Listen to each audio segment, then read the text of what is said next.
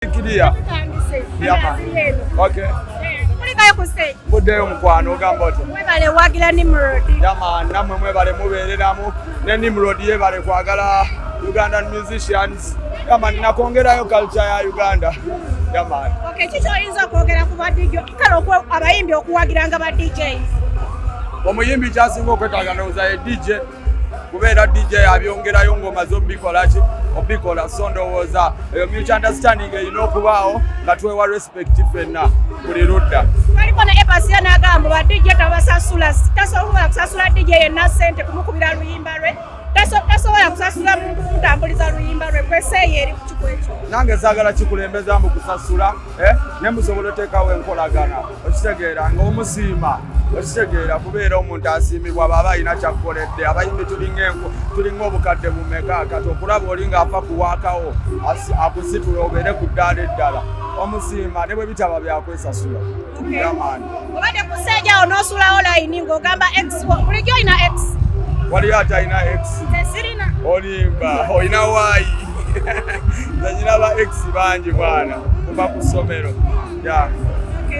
Mama King mukyaziko oba omu kuba X mubadde oyimba nga lwaki tetugonga ne kati tubadde ffenna ndowooza jamani nga feesi ekyusa eyani ngamuuza ku Mama King ne ku buli kimu ebadde ekyuka naye nga sirina buzibu bange jamani. Otaddamu oteeka relationship y'oku social media nga mwali ne Carol nga bwe nagiteekayo eya Carol nga bwe nagiteekayo eya Carol.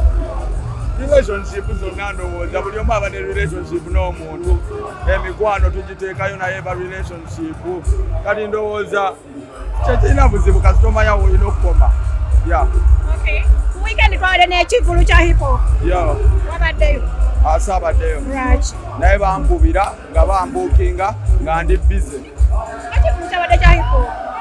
Naye nali na booking bwadda kati oyagala bansibe nga nsasula shendala naye bambi bantuukirira Shadrack yankubira omusajja bamuyita Shadrack ate muwa respect y'amaanyi yanyambako nange ku kivulu kyange naye ne mutegeeza yamaani saaliwo but yamaani.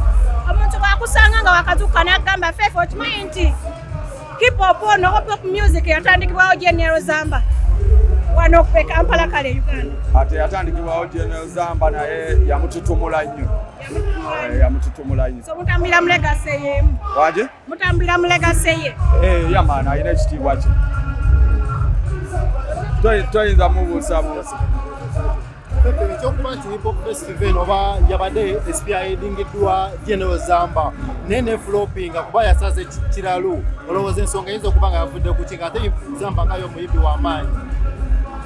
Ndowooza naawe ogambye omuyimbi w'amaanyi kati odda ku nsonga ndala kye ziyinza okulemesa ekivvulu obutakwatayo oluusi kulanga oluusi basponsa okitegeera biba ebintu bingi tekiba kuyimba kokka ng'otegeka ekivvulu byetaagamu combined effort bayimbi banno bakuyambyeko batya okitegeera byonna oyagala teeka kivvulu kyekimu mu kifo kyekimu bigetovo oyagala kukola kivvulu nga kya hip hop mu venu yemweyo ng'ate okuyitisa zino ekisembye okubeerawo kyo kyaganye abantu balaga ati hip hop bamwagalira wakati bamwagala kujja mu kivvulu.